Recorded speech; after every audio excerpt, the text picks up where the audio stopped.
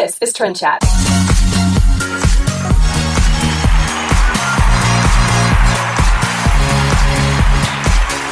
And welcome to another episode of Trend Chat. I'm your host, Brian Glutzo. And if you want to connect with us, we're on Facebook, Instagram, Twitter, or Snapchat. It's all the same name at Trend Chat 24/7. So if you know, when this plays, that means I don't have a lot of time. And if you don't know, shame on you. You should have been listening to the other episodes where when I play this opening, means it's my short intro. That's as I like to call it, because I have a lot for this program. So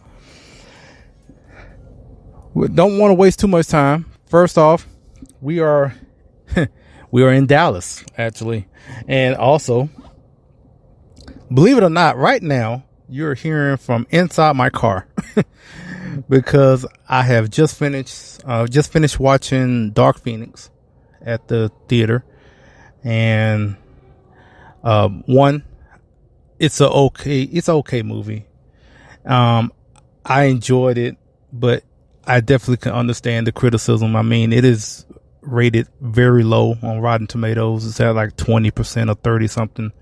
I don't think it's that bad. I would put it at about a 50. If I was going to put it on that scale. So a lot of the critics are making it seem like it's the worst movie of all. Or at least say it's the worst X-Men movie. And I wouldn't say that. And even from the worst, X-Men movies are pretty good, especially if you like X-Men. I think if I was going to pick a worst X-Men movie, I'd probably still say the X-Men Origin Wolverine movie was probably the worst one. But even that, I don't mind watching if I saw it on TV, and I saw it at the movies. So, I think as I mentioned other movies, whether you're talking about any sort of comic book movies, if you're into X-Men movies, you will like it. Now, I wouldn't say it's going to be the best. And I also think one aspect that is keeping, I guess what the criticism is being so high and they're kind of really dogging on this movie is basically, because of Endgame that just passed. I mean, if you compare Endgame to this, then yeah, there's no comparison. It's as far as scale and as far as continuity and a whole lot of other factors. And if you comparing Dark Phoenix to Endgame, then yeah, it's on the bottom. I guess at the bottom of the list as far as that. So if you going by that, then yeah. But like I said, I enjoyed it, and yeah, I'm gonna add it to my list. So, but anyway, like I said, we don't have a lot of time, and I don't really have much else to say about that anyway. So, also, I guess one other thing I want to bring up, but before we do that, I want to make sure we get everything queued up and ready to go, because as soon as we get with our interview, and you know what, I haven't even mentioned who we having on. We're going to have Robert Kuykendall from Second Vote, and he's a returning guest. He was on with us a little over a year ago, and with what's going on with Disney and Netflix and all these celebrities and coming out basically advocating for liberal policies as always. And I just wanted to bring him on again because a lot of us, especially, conservatives, when we go out to these retailers or, spend our money on, to these companies, a lot of them are partnering up with, whether it's Planned Parenthood or take your pick of whatever progressive, quote unquote, progressive and liberal groups out there, and the money that you spend tend to go to, whether it is Planned Parenthood. I would just mention that right now because that's basically what's getting all the attention now, especially with Disney and Netflix are out trying to flex their muscle to intimidate states like Georgia and Alabama or whatever, or even Louisiana, because a lot of them, maybe they film their movies there and they want to basically bully these states into, to not have these pro-life bills go through and to not have any success, and basically just continue the cycle of death through abortion. So, but like I said, we're going to talk with Robert about all that, and so got a couple more things I'm going to bring up before we get to that. You know what? Matter of fact, actually, I'm going to just go ahead and get into our interview with Robert. Matter of fact, we're going to do that, and at the end, I will have maybe a couple other things. I know there's one thing that's on my mind, especially about with Pastor David Platt praying for President Trump, and for some reason getting having to explain himself, because I'm not going to say he apologized, but he had to explain himself, which I don't even think he even had to do that. But anyway, I'll get into that after our interview. So first, we'll hear a word from Politics, and then we'll get to our interview with Robert. Hello, this is Brian Bledsoe, host of Trend Chat, also contributor at Politichicks.com. Here to tell you about the new book called Politichicks, a Clarion Call to Political Activism, with over 300 pages from contributors like myself, talking about topics such as education, social issues, healthcare, the Second Amendment, and of course, activism. I encourage you all to check it out at Politichicks.com, and is also available at Amazon and Barnes & Noble. This is Dana Lash, and you're listening to Trend Chat. Hello, this is Trend Chat, and we are very pleased to have a returning guest, Robert Kuykendall, with us. He is the communications director for Second Vote, and we wanted to bring him on just to talk about the popular trend going on right now with a lot of these corporations that are, want to make their stance known on where they stand on issues as far as when it comes to pro-life, or it's not even just that. I mean, it's been going on for years now, but it just seems like something that has been, popularized right now, and really is, as you said, trendy. This being Trend Chat and all. So, Robert, how you doing? Brian, I'm doing great, and thank you for having me on Trend Chat again. It's always great for me to get to speak to people who are with us in this political battle where we're trying to share and defend our values. And so appreciate the work you do in giving Second Vote a voice and a platform to really explain to people what's going on when we have corporations taking sides on political issues. And, like you said, a lot of these things have been going on a long time. At Second Vote, where we study these corporations, and we've scored over 800 different companies and nonprofits in our database, it's very disconcerting to see how major brands, the Fortune 500 companies, have been involved in supporting the left's agenda on a variety of issues for a very long time. And this is something where we as conservatives need to start educating ourselves as to how these companies are involved on the issues. So I always welcome the opportunity to share with your listeners about what we have found and provide a little bit of insight, because information is what is most important.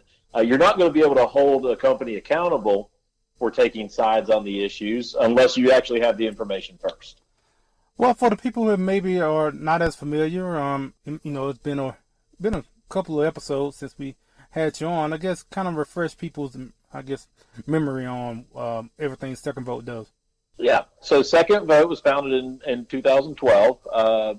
We developed an online database. It's a shopping guide for conservatives, and they can find where the companies they do business with every day get involved in on matters of culture and on public policy. We score companies based on their positions on life, marriage, religious liberty, the environment, Second Amendment, immigration, and education.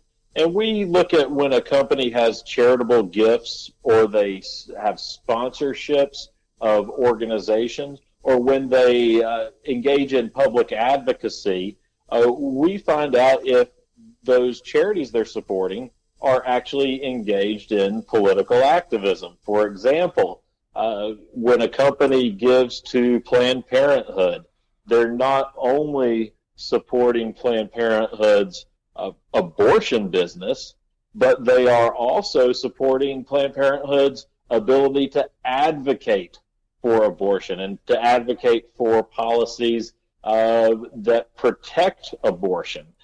So we look at all the issues to see where if companies are taking stands on environmental issues. Do they support policies like cap and trade? Do companies support school choice? And we want to show companies for their good and for their bad. And we say that companies that remain neutral are actually a good thing. While we are conservative, we would be just fine with companies staying out of the political debates because then you and I could go do business. We could go shop at places like Target and know that our dollars at Target aren't being used to fund the left's agenda. Unfortunately, Target's one of the bad actors, and we all remember how Target made the big announcement to say, well, men can come into the women's bathrooms and changing rooms based on how they feel. And that was controversial, and a lot of people have boycotted Target. But if you look at Target's record overall, you see that Target has supported organizations financially that have promoted these so-called bathroom bills, that have supported the left's war on gender. So there's real financial reasons to say, I don't want my dollars supporting these causes. I wouldn't vote for these causes. So why would we go to a company that would use our dollars to fund the things we don't agree with? Yeah, and unfortunately, even by going to Second Vote's website, it's very far and few in between. Find a lot of neutral companies out there, and I mean it's even though you may have retailers that are competing. So, say for instance, like Target and Walmart or whatnot, and a lot of times it kind of come down to who is less bad, almost. Yeah, and sometimes you have to make an informed decision or maybe the best decision. But I'll tell you, Brian, the left has been busy. The left has they've gotten involved in academia. The left has gotten involved in the media and Hollywood, and we've always kind of thought, well, at least business is kind of neutral on these issues, but the left has very deliberately gotten involved in the corporate world, and they're using the corporate world to finance their agenda. So it's up to us to really push back, and I just don't think conservatives have really had this mindset for very long, but I think it's actually making a difference.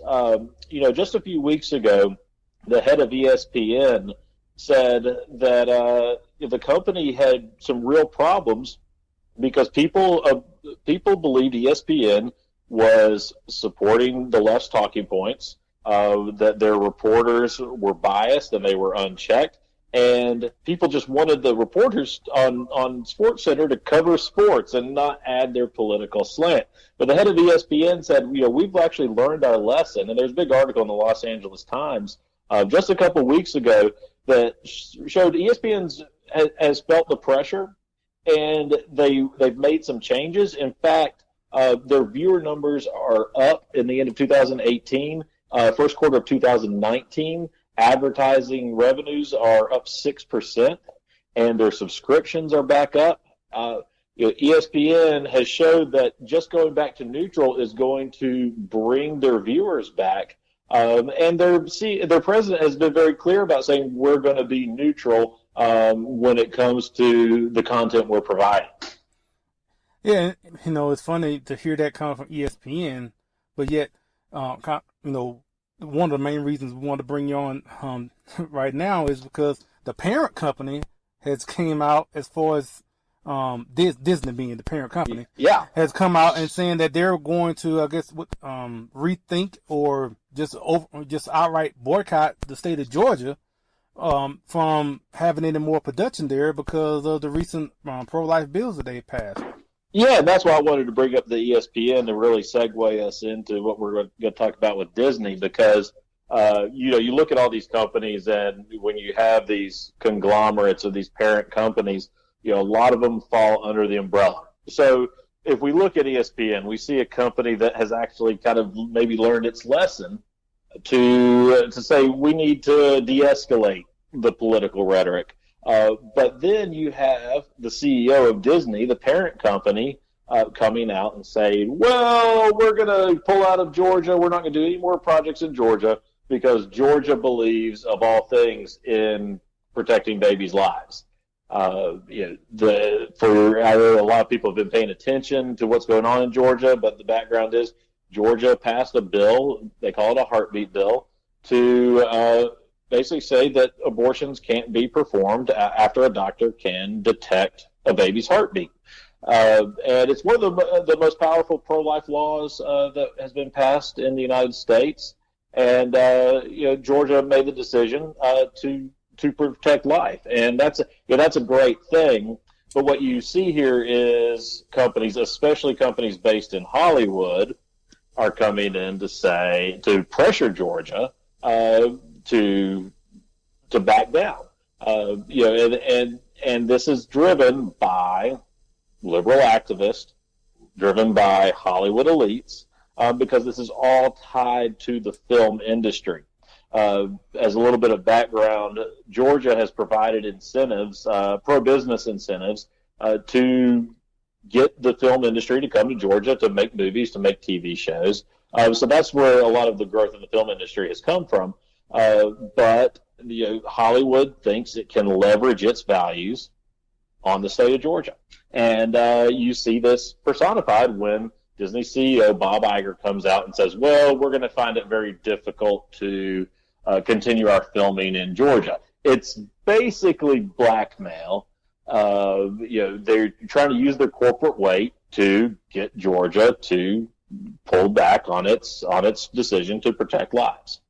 Yeah, and I mean, this is a tactic that is used across the board for a number of issues as far as corporations using their, their revenue, basically what they bring to the state, and try to basically just to change policy, and whether it's in the state or on the federal level as well. Yeah, but I want people to think about this critically, Brian. I think we really need to look at what the Disney company through CEO Bob Iger is doing, and the same thing with Netflix.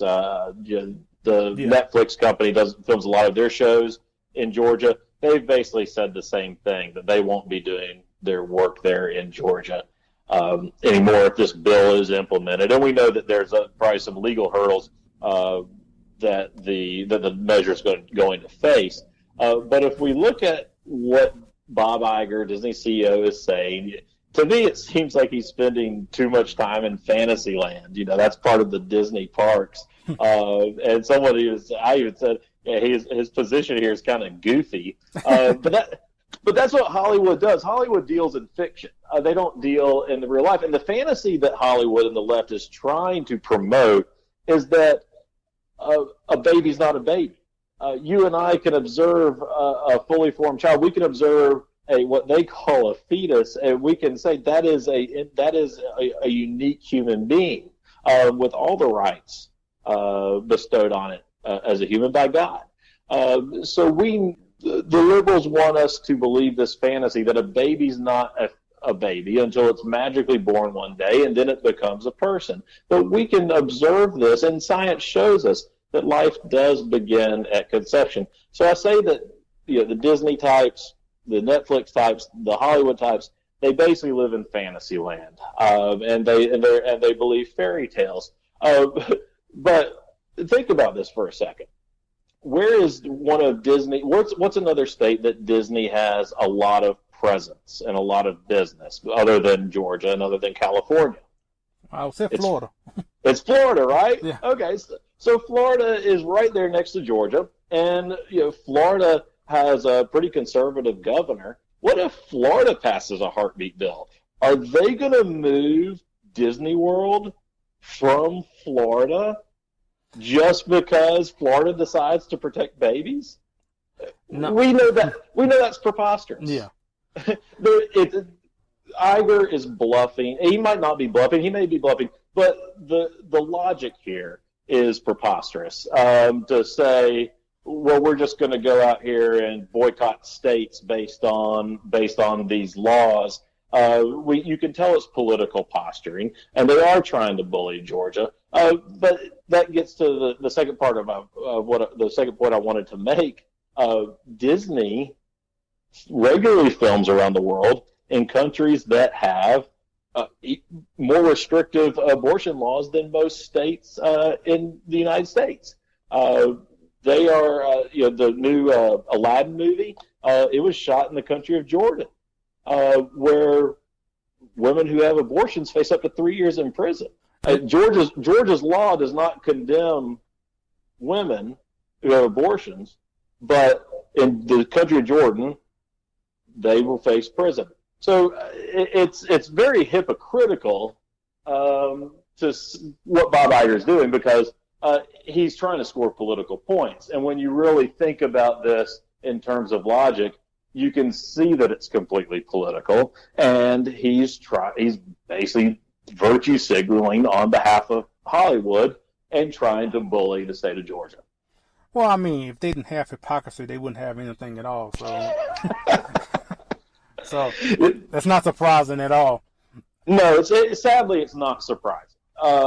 And that's where we see this divergence, when we compare ESPN and Disney. And yes, ESPN is owned by the Disney company, but they are seeing why the politicization of entertainment is bad for business. People love sports. People go to sports to watch sports to escape from politics. And when we over the years we've seen where ESPN personalities have used the platform to slam the president. We've seen how ESPN has elevated stories that really people they've elevated stories like about Michael Sam and about Colin Kaepernick, creating controversial sports stories that had very strong political undertones, where, again, I go back to people just wanted to come in and see a highlight reel, see some touchdowns, some slam dunks, or whatever was on. And so it wasn't the right place, and I think it turned a lot of people off.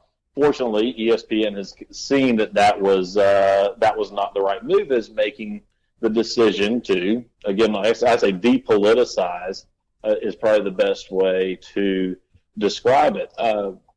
But Disney has made the decision, or at least through their CEO, is inserting itself in the middle of this debate. But I think there's one more thing that Disney's missing here, and you said, hey, they've got their presence in Florida, they've got the resorts. Well, what's one of the main things that Disney produces as far as its genre? It's films for children, right? Yeah. So if Disney's target audience is children, why are they coming out in support of a practice that ends the lives of children? They're kind of removing their customer base, aren't they? It's kind of like what happened to Toys R Us. Yeah. Yeah. I would think that the shareholders should be concerned. No company wants to to literally run off its consumers or its customers. By promoting abortion, by supporting abortion, Disney's essentially doing the same thing. Hello, Trend Chat fans. The Founding Project invites you to experience our latest resource to take civics to citizens, TFP's new website. Visit us at www.thefoundingproject.com. Be a part of the civics movement with the Founding Project. The Founding Project is a 501c3 education nonprofit. Join us today. This is Trend Chat with your host, Brian Bledsoe.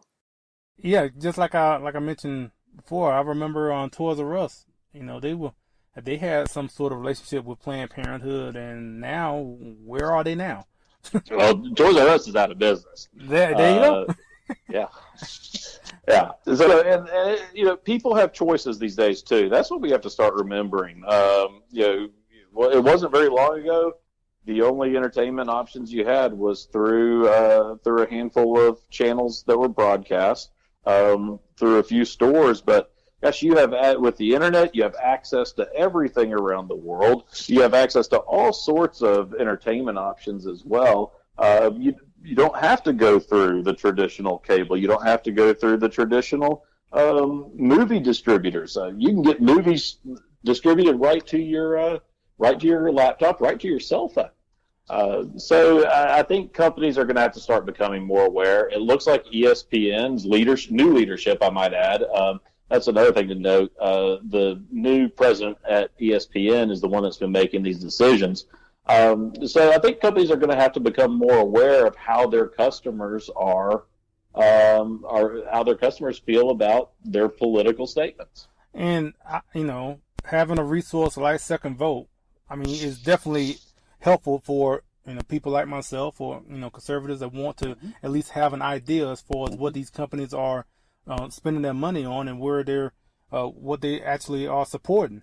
And I would just say, I know for me personally, when it comes to whenever it's something like this happens, or whether it's Disney or Netflix or whatnot, and instantly the first thing that comes across is that, okay, let's boycott that company and the company of the day, because it's always something. And I know, like, for me personally, I'm not a big boycott guy myself, mainly because I always say, as a Christian and as a conservative, if I went down the list of all the things that goes against my values for one company, I literally could not do nothing.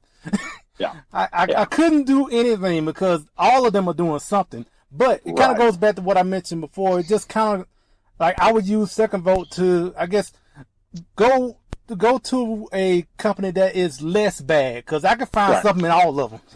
Well, I'll give you a good example. Starbucks is a very liberal company. Yeah. And they've even kind of adopted the mantle of being a liberal company. And one of their competitors is Dunkin' Donuts. Mm-hmm. When we look at Dunkin' Donuts, I think they have a few items that might cause us a little concern, but they lean a little bit to the left according to Second Vote scale. And for your listeners, you're welcome to come to secondvote.com and see where these companies stand on the issues, and see the research, which is what we use to say this is why a company is doing good or doing bad. But Dunkin' Donuts is not Chick-fil-A, and we don't expect them to become the next Chick-fil-A. But one of Dunkin' Donuts' marketing executives was at a conference last month and said, we don't want to be Starbucks. We don't want you to be. We don't want there to be a controversy because of what's on the design of our cups. We're here to get you a cup of coffee, and we don't want anyone burning our Munchkin boxes. And I think that's a great place to be. And I think it's good to see a company like Dunkin' Donuts saying, we don't want to be political. We want to serve everybody. So Dunkin' Donuts, again, it's not Chick-fil-A, but that's a company we can point to and say, hey, they're making the right decisions when it comes to how they're engaging with their customers. And it's because we as customers are really the ultimate boss. If they don't get our dollars, if we don't spend our dollars with these companies, they can't get involved with these causes and with supporting less agenda, because they won't have the money to do so in the first place. So I agree with you, Brian. I don't like to use the word boycott. You're right. You could go all over the place and find something bad. I'm not going to do business here or there, and all of a sudden you're not doing business with anybody. But your dollar is power, and the company wants it. That's what capitalism is all about. Yeah. The free exchange. So it's leverage. it's a tool of engagement. It's a way to open the door, and it's time to start having honest conversations with these companies. Tell them why you don't want them to do something. Give them the opportunity to correct the behavior, and I think you're going to find a lot of them start to respond, especially if you just do it nicely. These are people that in the business world still wants to make a dollar. And there might be some lost causes like Starbucks, but use your shopping habits to engage. And I think it's going to go a long way. And I think we're starting to really see signs that companies are starting to respond. I think, I think a lot of times if customers would basically treat corporations just like if you would talk about on Capitol Hill or wherever your state legislature is, where if you engage and actually make your voice known, and the more people, the better, because then they'll really pay attention. And I think we have to do that with these corporations just as much as that we need to do on Capitol Hill, and lighten up the phone lines and all that, to let them know, hey, we don't agree with what direction that you're going. Right, and because it doesn't happen in a vacuum, and we know that legislation and policy in Washington or in our state capitals affects our lives. But when a company or a corporation is engaged in the political debate, the positions they're taking are having an impact on our lives. So we do have to be proactive. Eventually, if we say nothing, they're all going to go in a direction we don't want to. So if we want to avoid that, if we want to defend the values that made this country great, if we want to defend our way of lives, we have to be proactive about it and not sit on the sidelines. Yes, we want to go vote. We want to go vote for the politicians that are going to govern in a manner that matches our values. But we also want the other parts of our culture to match our values. So that's why the more we learn to match our shopping habits with our values, the more effect we're going to have. For me, my thing is, when it comes to all of this, is that I would just want these companies to be neutral at least. Yeah. Now, if they want to be conservative, great. Right. But if they want to be liberal, state that as well. See, because that one thing I've noticed that. So except like Chick-fil-A, they're kind of considered conservative because of the things they have done, in the past and whatnot. But if a corporation wants to support liberal, policies, they're never labeled that. Right. And they would never run a commercial saying, "Do you want to open a Planned Parenthood banking account?" Or do you want the Sanctuary Cities combo today? They're not going to wouldn't you love to see that advertisement when you're watching TV for them to actually be honest? Yeah. At least it would give us a way to say, hey, we don't want you to do that. But yeah, these corporations have operated for a long time without really disclosing everything they're doing, and they've also found a place to hide inside the left's, the left's fuzzy words. Sometimes you see users, well, we're just supporting this because we believe in equality. And yeah, we all agree in equality. But are you passing a law that is going to advance the left's agenda on matters such as bathroom bills? Are you going to use this law to persecute cake bakers or wedding planners? Equality is one thing, but sometimes their equality, or a lot of times their equality, doesn't mean what we mean when we say equality. So we have to hold corporations accountable for getting involved and explain to them, hey, this is really an issue, a group, an organization that you don't want to be involved with because it may undermine our First Amendment rights. It may be in support of a group that wants to take away our Second Amendment rights. So we have to be very clear. That's why the information is important. a company might come out there and publicly say, we support, we're not getting involved on the gun issue, on Second Amendment issues. And you say, well, you're supporting a group like the National Urban League, who works to roll back stand your ground laws.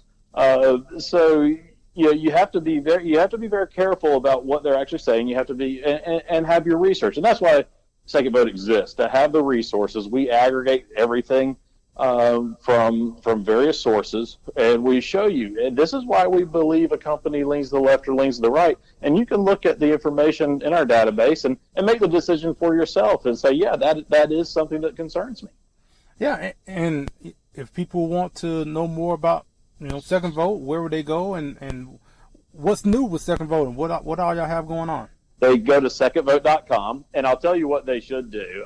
They should go and see some of the stories we've been releasing over the last month or so, called a little campaign called The Good in Men. And they can see the stories on our homepage. They can also go to secondvote.com/Father's Day. This is a Father's Day project we've been developing, and we have asked our readers to send us stories about the men in their lives that have showed them what it means to be a man. And we came across this because we saw that commercial from the Gillette company earlier this year, where they said masculinity is toxic and men have to change. And a lot of people saw that ad and said, wait, you sell products to men, and because men are masculine, they have facial hair, yet you're saying men shouldn't be men? And they slid inside this trope of the Me Too movement that really seeks to demean and is somewhat insulting to men and what it means to be a man. So we said, well, let's get some stories about what it really does mean to be masculine, to be a father, to be a leader, to be a protector, a provider. So our Father's Day project, we've asked our supporters, our followers, to submit stories about one of their fathers, or a son, or a brother, or someone who's shown the values that we all should honor. No one thinks that men should be abusive. No one thinks that men should engage in boorish behavior. No one supports that, but there are unique things that men and women do because they are men and women.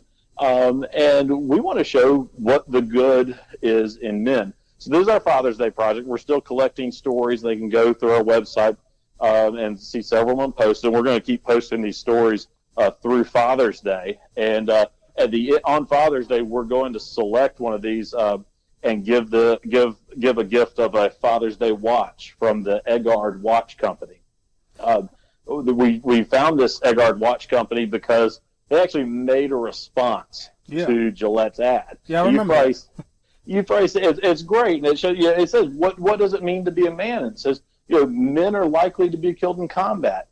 Men are likely to be first responders. Men do great things because they're men, and that doesn't demean women at all. But this really shows, hey, we need to be talking about the good things in masculinity, and then we use those lessons to raise our sons and to hold other men accountable.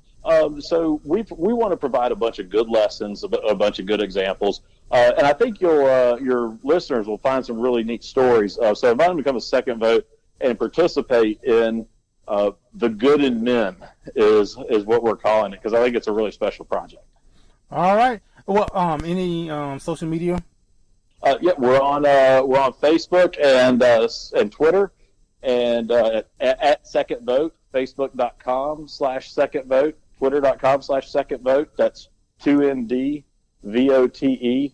And we're also getting on Instagram too. So if you have any Instagram followers, we're just now launching our Instagram account. So that'll be a new place to get some of our content. All right, Robert. Thanks so much for your time. Yeah, Brian, I'd love to come on anytime you'd like. Hey, this is Benny Johnson. You're listening to Trend Chat with Brian Bledsoe, the best beard in the business.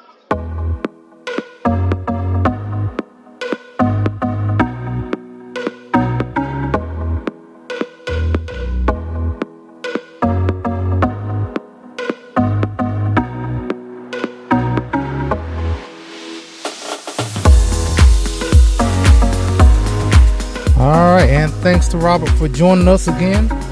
And, you know, in talking about what these corporations have been going, how they've been using our money.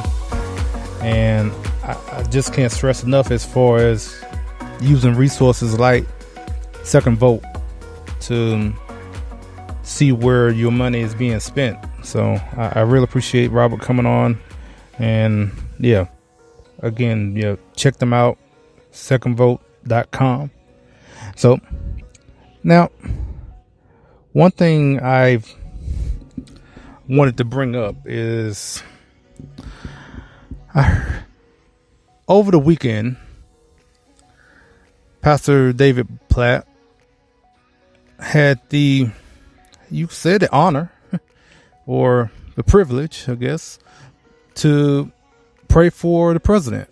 The president showed up at his church and he asked to pray for him, and as any Christian should, they obliged.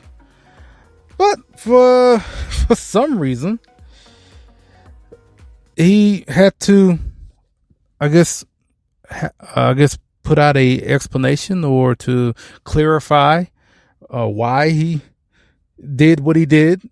Because apparently, all of a sudden, I guess praying for the president is taboo or something that should be frowned upon amongst Christians.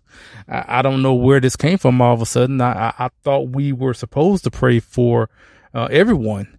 And I don't know. I guess this is a kind of a symptom of what the president has done to a lot of people, because that's something I've kind of noticed is that, I mean, it seemed like ever since 2016, the president, he has drove some people crazy where people that you would think, or, you know, let's say for instance, like Christians, I guess, and all of a sudden they don't care about praying for the president. Now, I remember back when Obama was president, and if you know, for people who didn't agree with anything Obama stood for, still would pray for the man, if for anything, for him to change his ways, to change the way he is, for the things that he advocates for, that he would see the right way of doing things, just for that. But when it comes to Trump, they don't even think he's worthy of being prayed for. And yeah, so I mean, even if you're a Christian and you view Trump as an enemy, don't you supposed to pray for your enemies as well?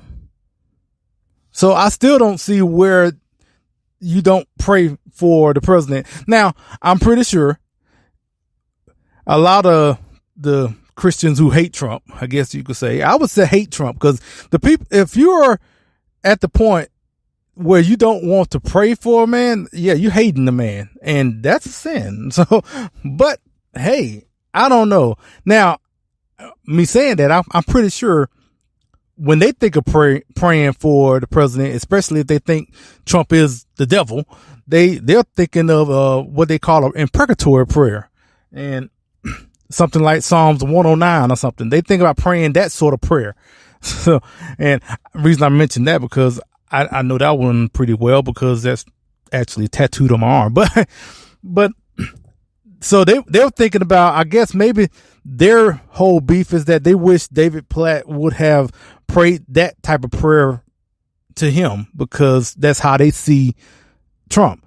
And honestly, I would say when Obama was president, well, I kind of felt that way too. But anyway, that's it for this episode. We'll be on next week. Don't know when, but until next week, we'll chat with you later.